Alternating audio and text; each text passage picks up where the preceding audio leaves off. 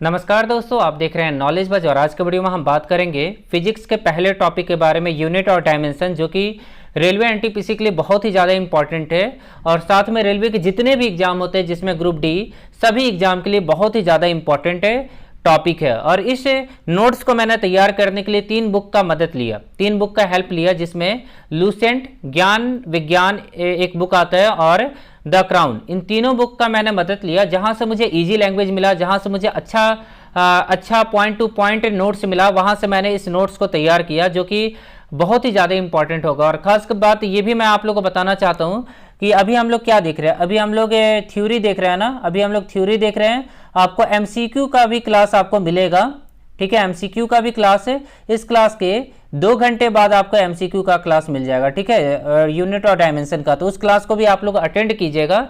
तो ये जो क्लास होगा साइंस का, ये 2 पार्ट में होगा, थ्योरी प्लस में ऑब्जेक्टिव। तो दोनों क्लास आपके लिए बहुत ज़्यादा इंपॉर्टेंट है, क्योंकि ऑब्जेक्टिव से आपका रिवीजन होगा। तो चलिए हम आज के पहले टॉपिक को शुरू करते हैं, यूनिट एंड डायमेंशन। अब देखिएगा यूनिट क्या होता है, तो इंग्लिश में मैं एक बार आप लोग को बताना चाहता हूँ, it is used to measurement of physical quantity. मतलब किसी भी फिजिकल क्वांटिटी को मेजरमेंट करने में इसका यूज किया जाता है। और ये क्या करता है, डिनोट करता है, बताता है physical quantity in numerical value minimum, मतलब कम से कम जो न्यूमेरिकल वैल्यू होगा वो बताता है।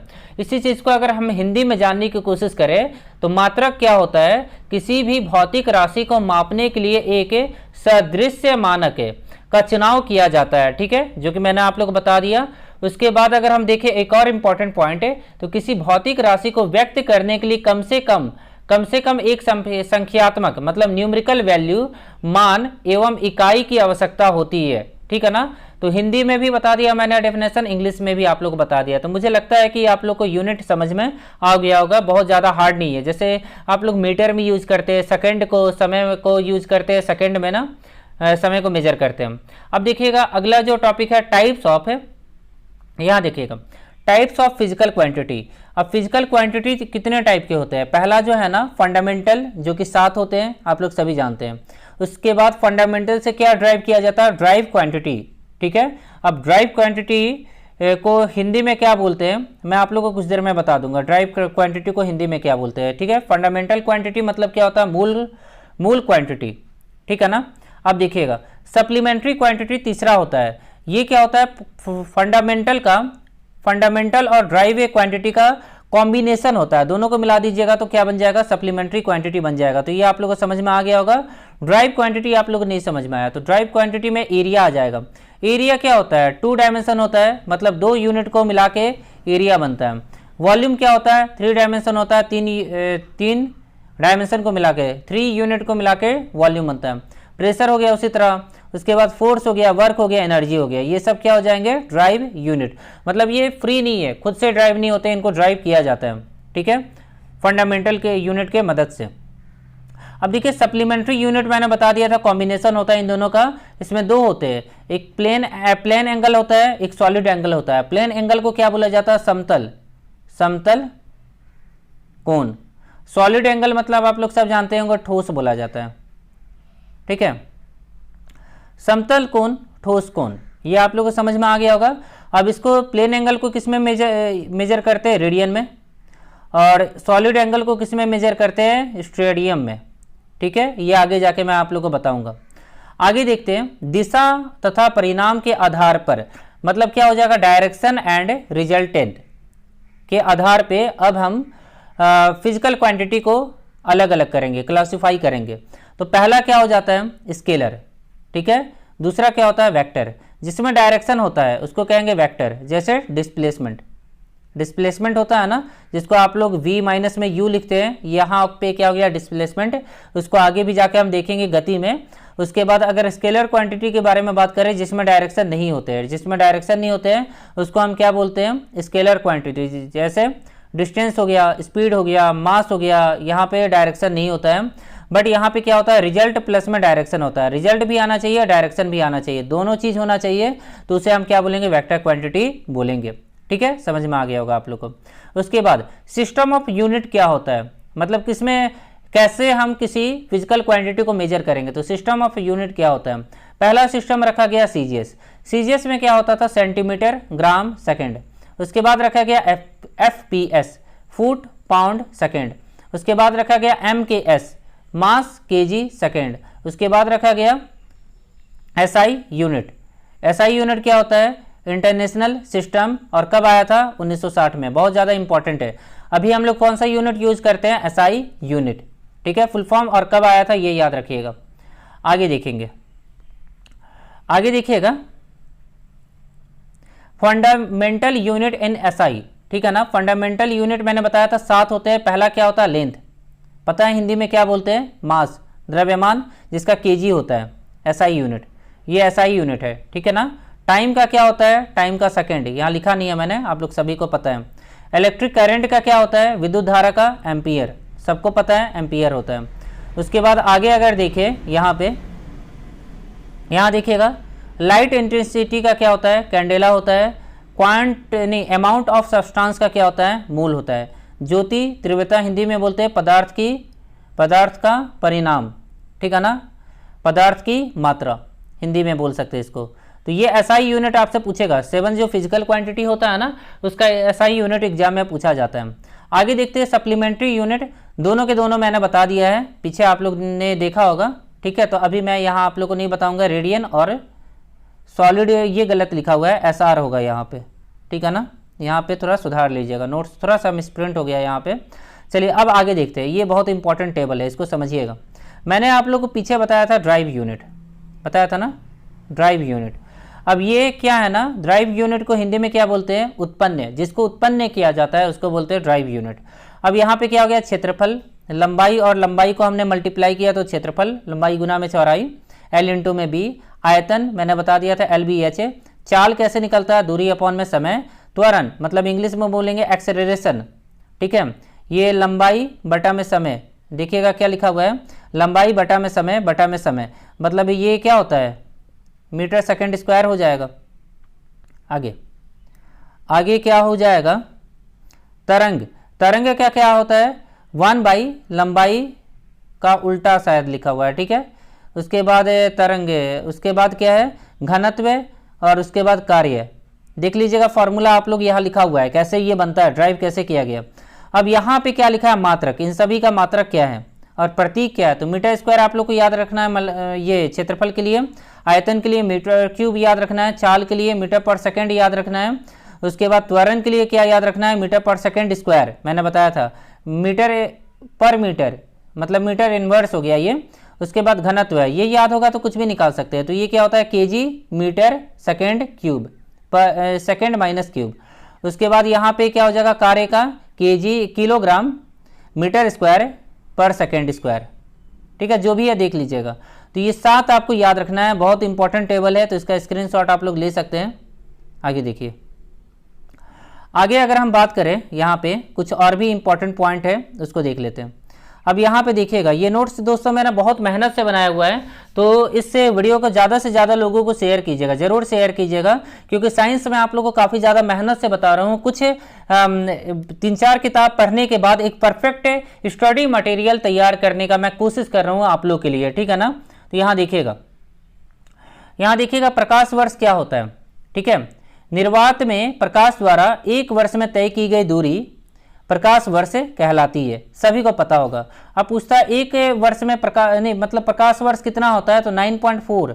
निर्वात में 1 वर्ष में 9.46 इंटू 10⁻15 मीटर की दूरी तय करता है प्रकाश, ठीक है ना। तो 1 प्रकाश वर्ष आप लोग से पूछेगा एग्जाम में, ये आप लोग याद कर लीजिएगा, ठीक है। इसको हम इस तरह से भी लिख सकते हैं, 9.46 इंटू 10⁻12 किलोमीटर में भी लिख सकते हैं। मीटर में लिखेगा 10⁻15 होगा, ठीक है। आगे देखते हैं, आगे क्या लिखा हुआ? पार्सिक। ध्यान दीजिएगा, पार्सिक लिखा हुआ है यहाँ। पार सेकेंड, पार्सिक क्या होता है? पार सेकेंड होता है, और इसका शॉर्ट फॉर्म क्या होता है? पार्सिक होता है। यह दूरी को मापने के लिए सबसे लार्जेस्ट इकाई है, ठीक है ना। 1 सेकेंड चाप का लंबन प्रदर्शित करता है। और 1 पार्सेक आपसे पूछा जाएगा कि 1 पार्सेक क्या होता है। पार्सेक क्या होता है ये पता होना चाहिए, शॉर्ट फॉर्म क्या होता है, फुल फॉर्म क्या होता है ये पता होना चाहिए, और 1 पार्सेक क्या होता है। तो 3.08 इंटू 10⁻16 मीटर। और प्रकाश वर्ष में क्या हो जाता है 3.26 प्रकाश वर्ष। ये ज़्यादा इंपॉर्टेंट है, लाइट ईयर में पार्सेक को कन्वर्ट करने के लिए दिया जाता है एग्जाम में। सेम क्वेश्चन आपको देखने को मिल सकते हैं। ठीक है, आगे देखिएगा।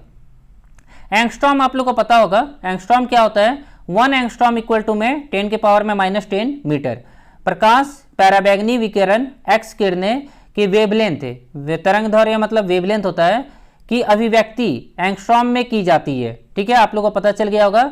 और इसे ए से डिनोट किया जाता है, कैपिटल ए से। ठीक है, आगे देखिएगा। एक बात याद रखिएगा कि जो भी एसआई यूनिट किसी साइंटिस्ट के नाम पे होता है उसे क्या लिखते हैं, कैपिटल में लिखा जाता है। ठीक है, जैसे न्यूटन फोर्स का होता है तो उसे कैपिटल में लिखते हैं। तो ध्यान दीजिएगा, साइंटिस्ट के नाम पे अगर कोई एसआई यूनिट होगा तो उसको कैपिटल में लिखना होगा। खगोलीय मात्रक, खगोलीय मात्रक क्या होता है, खगोलीय मात्रक हम देखते हैं, इसको इंग्लिश में क्या बोलेंगे, एस्ट्रोनॉमिकल यूनिट। एक वर्ष में तथा सूर्य के बीच की औसत दूरी। ठीक है, एक वर्ष में तथा सूर्य के बीच में औसत दूरी को खगोलीय मात्रक बोलते हैं। ठीक है, पृथ्वी से सूर्य के बीच में दूरी होगा। एक खगोलीय मात्रक क्या हो जाएगा, एक वर्ष में पृथ्वी तथा सूर्य के बीच में औसत दूरी कितना होता है 1.1496 इंटू 10⁻11 है यहाँ पर। ठीक है, मीटर। तो ये आपको याद रखना है कि एक खगोलीय मात्रक कितना होता है, उसका वैल्यू आपसे पूछा जाएगा एग्जाम में।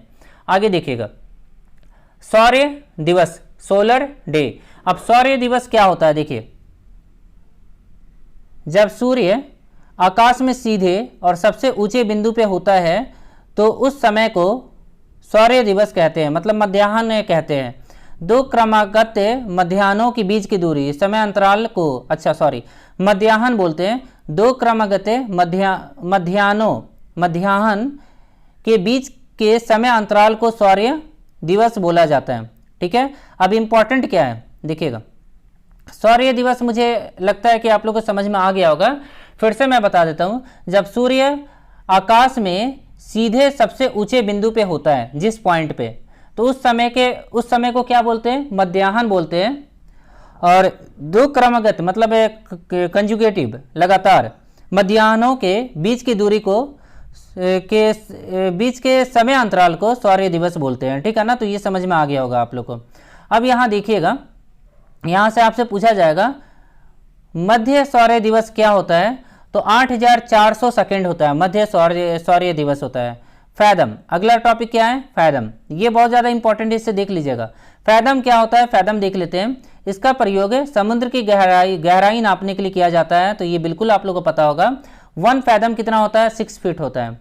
और इसको मीटर में निकाल लीजिएगा तो 1.828 मीटर। ठीक है, और 1 केबल का जो वैल्यू होता है 100 फैदम के इक्वल होता है। तो ये जो है ना डेटा, ये पूछा जाएगा आपसे। तो यहाँ पे ये तीनों लाइन इंपॉर्टेंट है, तीनों लाइन आप लोगों को समझ में आया होगा। आगे देखिएगा, समुद्री मील, नॉटिकल मील क्या होता है, देखिए, इसका प्रयोग समुद्र में दूरी नापने के लिए होता है। गहराई और दूरी दोनों अलग अलग चीज़ है। 1 समुद्री मील क्या होता है, नॉटिकल मील क्या होता है, 1852 मीटर होता है। ठीक है, 1852 मीटर होता है। तो समझ में आ गया होगा। अब दोस्तों एक और इम्पॉर्टेंट टॉपिक को हम देख लेते हैं। यहाँ पे लिखा हुआ है मात्रकों के बारे में हम कुछ जान लेते हैं। 10 के घात में जो होते हैं, 10 के घात में विभिन्न रूप है, उनको हम अच्छे से जान लेते हैं। तो सबसे पहले क्या होता है, सबसे पहले यूटा होता है। यूटा क्या होता है, 10 के पावर में 24। उसके बाद जेटा होता है, 10 के पावर में 21 है। और उसके बाद एक्जा होता है, 10 के पावर में 18, 10 के पावर में 15 पेटा होता है, 10 के पावर में 12 टेरा होता है, 10 के पावर में 9 गीगा होता है, 10 के पावर में 6 मेगा होता है। किलो क्यूब होता है, हेक्टो लिखा ना, तो 10 के पावर में 2 हो जाएगा। और डेका क्या होता है, 10 के पावर में 1 होता है। ठीक है, और इनको डिनोट करते हैं वाई से, यूटा को जेड से देख सकते हैं, जेड से जेटा, एक्जा ई से, पेटा पी से, टेरा टी से, गीगा जी से, मेगा एम से, किलो से के, हेक्टो को एच ए और डेका को डी ए से। ठीक है, उसी तरह अगर आप देखें यहाँ पे ध्यान से, डेसी 10⁻1, सेंटी -2, मिली -क्यूब -3, माइक्रो -6, नैनो -9, पीको क्या लिखा हुआ है, पीको -12, फेम्टो कितना है -15, एटो -18, उसके बाद जेप्टो -21 और योक्टो -24। तो ये देखिएगा ये है ना, ये देख लीजिएगा, वैल्यू देख लीजिएगा, इसको संकेत क्या होता है, डीसी को डी से, सेंटी को सी से, मिली को एम से, और माइक्रोन का ये सिंबल होता है, ठीक है, इसको देखिए ध्यान से। उसके बाद नैनो का एन, पिको का पी, फेम्टो का एफ है, स्मॉल, एंटो का ए, और जेप्टो का जेड, योक्टो का वाई। तो ये इंपॉर्टेंट है, ये भी एग्जाम में पूछा जाता है आपसे, तो ये टेबल आप देख लीजिएगा, बहुत इंपॉर्टेंट टेबल है। उसके बाद तेल का जो माप है बैरल में किया जाता है, ये आप लोग को पता होगा, और 1 बैरल का जो वैल्यू होता है यहाँ पे लिखा हुआ है, ठीक है, थोड़ा सा ऊपर मुझे करना होगा इसको, देखिएगा 1 बैरल का जो वैल्यू होता है 159 लिख सकते हैं, 159 लीटर है, ठीक है, एग्जाम में आपसे ये पूछा जाता है। और अन्य इकाई में बैरल 42 यूएस गैलन, मतलब 35 गैलन यूएस के अनुसार, ठीक है। तो ये बहुत इंपॉर्टेंट क्वेश्चन है, लास्ट ईयर पूछा भी गया है, ठीक है ना। आगे देखते हैं, कुछ और इंपॉर्टेंट टॉपिक देख लेते हैं जल्दी से। यहाँ देखिएगा, एक यहाँ पे ये टॉपिक है, देखिएगा, जैसे यहाँ पे लंबाई, द्रव्यमान और समय के लिए जो प्रैक्टिकल प्रयोगात्मक एक्सपेरिमेंटल बोलेंगे यूनिट क्या होता है।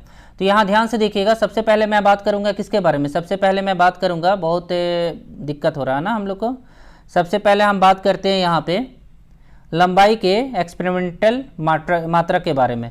तो एंगस्ट्रॉम होता है 10⁻⁻10, नैनो होता है -9, माइक्रोन होता है -6, ये सब हमने देखा है ना अभी। टेरामीटर 10⁻12, प्रकाश वर्ष भी देख लिया। उसके बाद खगोलीय मात्रा के नहीं देखा, तो यहाँ देख लीजिएगा, खगोलीय मात्रा के IAU 1.5 × 10⁻11 मीटर, 1 पार्सेक देखा है, 1 मील 1.6 किलोमीटर, और 1760 गज होता है। 1 क्या लिखा हुआ है, 1 फार्मी 10⁻−15, ध्यान दीजिएगा, ठीक है ना। आगे देखते हैं मास के लिए, मतलब द्रव्यमान के लिए। तो यहाँ पे 1 माइक्रोग्राम -9 10⁻−9 kg, मिलीग्राम क्या होता है 10⁻6 kg और -3 ग्राम। 1 ग्राम क्या होता है 10⁻3 kg। उसके बाद क्विंटल क्या होता है 10⁻2 kg। उसके बाद मैट्रिक टन क्या होता है 10⁻3 होता है, ठीक है ना, kg। 1 परमाणु का द्रव्यमान 1.666 × 10⁻−27 kg। 1 पाउंड होता है 0.4537।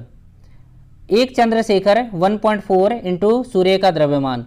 उसके बाद अगर हम बात करें यहाँ पे, इसको अगर कन्वर्ट करें तो 2.8 × 10⁻30। उसके बाद 1 स्लगन 14.59 kg, ठीक है। उसके बाद अगर हम बात करें यहाँ पे, 1 पिको सेकेंड कितना होता है 10 के पावर में -12 सेकेंड के बराबर होता है। नैनो सेकेंड 10 के पावर में -9, माइक्रो सेकेंड -6, मिली सेकेंड -3। ये पता है, घंटा भी पता है, दिन भी पता है, और क्या लिखा हुआ है सप्ताह भी पता है। चंद्रमास है, ये इंपॉर्टेंट है, चंद्रमास, ठीक है ना। चंद्रमास होता है 27.3 सौर्य डे, मतलब 28 दिन का होता है। 28 दिन में चंद्रमा पृथ्वी का चक्कर लगाता है। एक सौर्य मास होता है, यहाँ देखिएगा 30/31 दिन, 28/29 दिन फरवरी में। एक वर्ष पता ही है, एक लीप ईयर पता ही है, और एक सौर्य दिन आपको पता है, एक सौर्य दिन 8,000 लिखा है कि क्या लिखा हुआ है 86,400। एक सेक होता है 10⁻−8 सेकेंड के बराबर होता है, ठीक है। तो हमने तीनों देख लिया। अब कुछ एसआई यूनिट हम लोग देख लेते हैं जल्दी से, ठीक है ना। एसआई यूनिट देख लेते हैं, जो कि आपके एग्जाम में बहुत ज़्यादा इंपॉर्टेंट है, पूछा जाता है यहाँ से एसआई यूनिट। देखिए, पार्सेक देखा है हमने, पहले देख लिया पार्सेक, प्रकाश वर्ष देख लिया, खगोलीय देख लिया हमने, खगोलीय मात्रक है 1.496 × 10⁻11 मीटर। मील देख लिया, गज में भी देख लिया था, फिट में आप देख लीजिएगा। ऐसे मैं बता दूं 1 इंच कितना होता है 2.54 सेंटीमीटर, ठीक है ना, ये आप लोग याद रखिएगा। उसके बाद यहाँ पे 1 नॉटिंगल मील 1852। स्टेट यूट मील 1609 मीटर। 1 फार्मी -15 10⁻−15। 1 एंगस्ट्रॉम पता है आपको 1 फैदम 6 फीट के बराबर होता है, ठीक है। द्रव्यमान के प्रमुख देख लेते हैं। द्रव्यमान के लिए केजी यूज किया जाता है और हमने काफ़ी कुछ इसमें देखा हुआ है, फिर भी मैं आप लोग को रिवीजन करवा देता हूँ। केजी 100 ग्राम के बराबर होता है।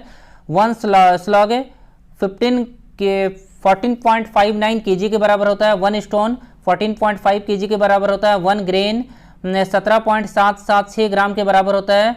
1 एंटोमिक द्रव्यमान EMU 1.6 इंटू 10⁻⁻27 केजी देखा था हमने। उसके बाद 1 क्विंटल जो होता है 100 केजी के बराबर होता है। 1 पाउंड 453.59 के बराबर होता है।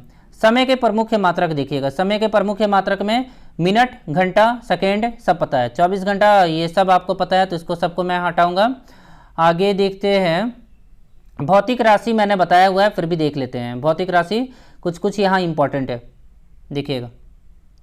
लंबाई का पता है, द्रव्यमान का पता है, सेकंड का पता है, क्षेत्रफल का पता है, मीटर है, वॉल्यूम का पता है, ये भी मैंने बताया ना। घनत्व का केजी मीटर क्यूब पर मीटर क्यूब, अपेक्षित घनत्व का होता है मात्रक रहित, और चाल का मीटर पर सेकंड है। त्वरण का एक्सेलरेशन का मैंने बताया था आप लोग को।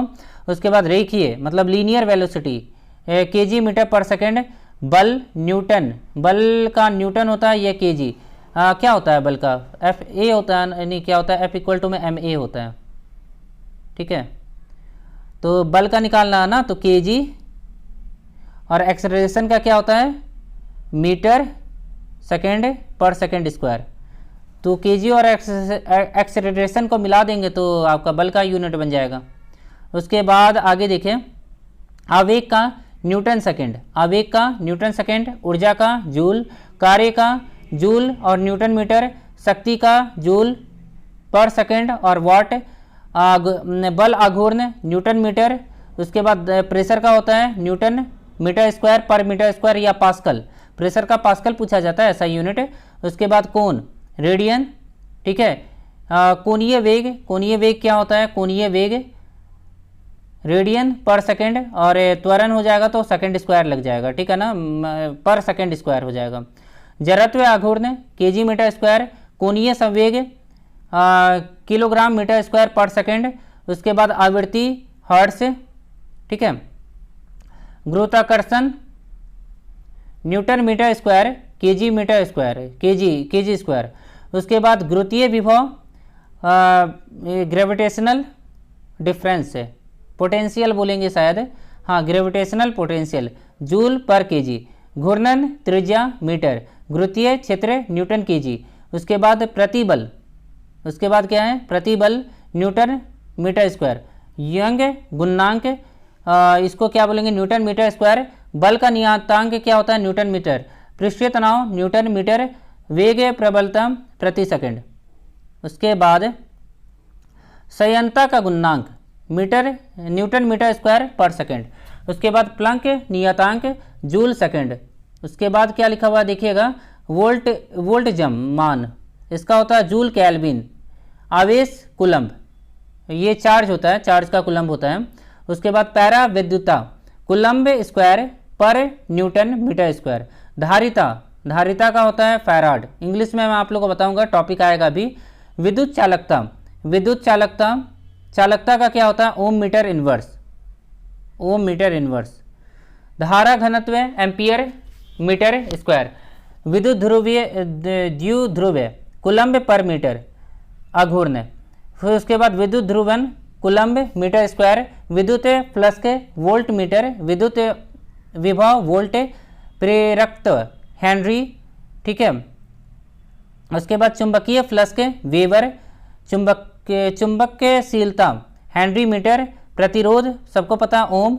Entropy joule kelvin. और सबसे लास्ट में लेटेंट हीट, जिसको गुप्त उष्मा हिंदी में बोलते हैं, जूल केजी। बहुत इंपॉर्टेंट है ये, ठीक है। तो ये हमने कुछ एसआई यूनिट देख लिए और कुछ इंपॉर्टेंट यूनिट भी देख लिए जिसमें सीजीएस भी थे। आगे देखिएगा डायमेंशनल फार्मूला। आप लोग सभी को पता होगा डायमेंशनल फार्मूला कैसे बनाया जाता है, बट अब नहीं पूछा जाता है। डायमेंशनल फार्मूला अब रेलवे में नहीं पूछा जाता है, फिर भी मैं आप लोग को दिखाना चाहता था कुछ डायमेंशनल फार्मूला। क्षेत्रफल का फार्मूला पता है, जैसे क्षेत्रफल का क्या होता है? लंबाई गुना में चौड़ाई। तो लंबाई के लिए एल यूज किया जाता है और चौड़ाई के लिए भी एल यूज किया जाता है, इसलिए क्या बन जाता है? L square. एल गुना में एल स्क्वायर। अगर आपको फार्मूला याद होगा तो आप डायमेंशनल फार्मूला निकाल लीजिएगा। और डायमेंशनल फार्मूला क्या होता है? एल एम टी में होता है। जैसे यहाँ एल स्क्वायर हो गया तो एम जीरो हो जाएगा, टी जीरो हो जाएगा, तो इसको बोलेंगे डायमेंशनल फार्मूला। तो ऐसे करके आपको डायमेंशनल फार्मूला निकालना होता है, ठीक है। तो मैं आप लोग को सीधा फार्मूला दिखा देता हूँ। आप लोग क्या कीजिएगा ना कि बना लीजिएगा डायमेंशनल फार्मूला, आप लोग बना लीजिएगा। आयतन का क्या होता है, एलबीएच होता है। वे चाल का क्या होता है, विस्थापन, डिस्प्लेसमेंट अपॉन में टाइम या दूरी बटे में टाइम। त्वरण क्या होता है, change in velocity with respect to time, ठीक है। उसके बाद बल क्या होता है, द्रव्यमान गुना में त्वरण, मतलब F इक्वल टू में M इंटू में A। कार्य क्या होता है, बल इंटू में विस्थापन, मतलब डिस्प्लेसमेंट। उसके बाद शक्ति का क्या होता है, कार्य W अपॉन में T। घनत्व क्या होता है, द्रव्यमान अपॉन में वॉल्यूम, मतलब द्रव्यमान अपॉन में वॉल्यूम, द्रव्यमान मतलब मास होता है, वॉल्यूम मतलब V होता है।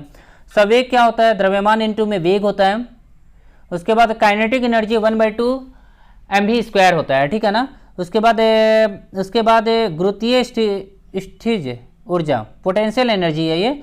तो यहाँ पे हो जाएगा द्रव्यमान गुना में गुरुत्वीय त्वरण गुना में दूरी। उसके बाद प्रेशर के दाब क्या होता है, प्रेशर, बल अपॉन में फोर्स अपॉन में एरिया। आवेग, बल इंटू में समय, आवेग क्या होता है, बल इंटू में समय। अब देखिए बल का आपको पता होना चाहिए कि बल का क्या होता है। तो बल का मैंने बताया था आप लोग को, मास मतलब बल का मैंने आप लोग को बताया था, तो वहां से आप लोग बना लीजिएगा, ठीक है ना। फॉर्मूला आप लोग बना लीजिएगा। क्षेत्रफल का तो एल स्क्वायर होता है, बल का मैंने आप लोग को बताया था। चलिए आगे देखिएगा, न्यूटन होता है ऐसे बल का, बट इसको मैंने बताया था कि इसका ड्राइव जो फार्मूला होगा वो कैसा बनेगा, वो भी मैंने बताया था आप लोग को। उसके बाद आवेग क्या होता है, आवेग बल इंटू में समय होता है। बल अघूर्णन क्या होता है, बल इंटू में दूरी होता है। प्रतिबल क्या होता है, ये बता दिया मैंने, बल बटे में क्षेत्रफल होता है प्रतिबल। विकृति क्या होते हैं, लंबाई में वृद्धि अपॉन में प्रारंभिक लंबाई, मतलब एरर। प्रत्यस्थता गुणांक, प्रतिबल अपॉन में विकृति। पृष्ठीय तनाव, बल अपॉन में लंबाई। गुरुत्वीय नियतांक, बल गुना में दूरी स्क्वायर बटे में द्रव्यमान गुना में द्रव्यमान। उसके बाद गुरुत्वीय क्षेत्र की तीव्रता, गुरुत्वाकर्षण बल अपॉन में द्रव्यमान। गुरुत्वीय विभव, कार्य अपॉन में द्रव्यमान। स्प्रिंग का बल नियतांक, आरोपित बल अपॉन में लंबाई में वृद्धि। आवृत्ति 1 अपॉन में आवर्तकाल। उसके बाद आवर्तकाल मतलब टी होता है, 1 अपॉन में टी होता है। कोण क्या होता है, चाप अपॉन में त्रिज्या। उसके बाद देखेंगे कोणीय वेग, कोण अपॉन में समय। कोणीय त्वरण, कोणीय वेग अपॉन में समय। जड़त्व आघूर्ण, द्रव्यमान गुना में दूरी स्क्वायर, ठीक है। उसके बाद कोणीय संवेग, जड़त्व आघूर्ण गुना में कोणीय वेग। विशिष्ट उष्मा, उष्मीय ऊर्जा अपॉन में द्रव्यमान गुना में ताप वृद्धि। उष्माधारिता, द्रव्यमान गुना में विशिष्ट उष्मा। गुप्त उष्मा, उष्मीय ऊर्जा बटे में द्रव्यमान। रेखीय प्रसारण गुणांक, लंबाई में वृद्धि अपॉन में प्रारंभिक लंबाई गुना में ताप में वृद्धि। उसके बाद उष्मा चालकता गुणांक, उष्मीय ऊर्जा गुना में दूरी अपॉन में क्षेत्रफल गुना में तापांतर समय अंतराल। बोल्ट से मान नियतांक, गतिज ऊर्जा अपॉन में ताप। गैस नियतांक, दाब गुना में आयतन अपॉन में ताप। प्लंक नियतांक, ऊर्जा अपॉन में आवृत्ति। वेग परिवर्तन अपॉन में दूरी। संयंता गुणांक, बल अपॉन में क्षेत्रफल गुना में वेग प्रवणता, ठीक है। अब यहाँ पे मुझे लगता नहीं कि कुछ में बचा है, क्योंकि जितने भी इंपॉर्टेंट टॉपिक थे, जितने भी इंपॉर्टेंट पॉइंट थे यूनिट एंड डायमेंशन से, सब मैंने आप लोग को बता दिया, ठीक है ना। तो इसका MCQ मतलब एक ऑब्जेक्टिव भी वीडियो आप लोग को देखने को मिलेगा, जिसमें हम इस टॉपिक से रिलेटेड जितने भी प्रीवियस ईयर के क्वेश्चन होंगे सबको हम कवर करेंगे, ठीक है ना।